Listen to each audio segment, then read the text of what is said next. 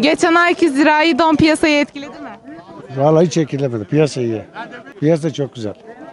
Dışarıyı bilmem bizi etkilemedi. Sen toptancıdan mı alıyorsun? Tabii canım. Toptancıdan alıyoruz. Ya bizi ne etkileyecek? Biz alışımıza göre satış yapıyoruz. Ha ne olur? Çok şey oldu mu 50 tane alacağım şimdi 20 tane alırız. Onu satarız yani.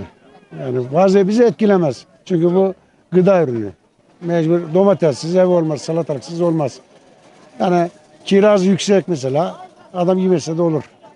Ama illa domates, salatalık olacak evde. Yani sebze satıcılarını etkileyen bir durum yok ama meyve satıcılarında var. Ya meyveler bu sene sıkıntılı biraz. Mesela soğuk vurdu ya. O yüzden meyveler biraz yüksek. Karpuz düşmeye başladı iyi.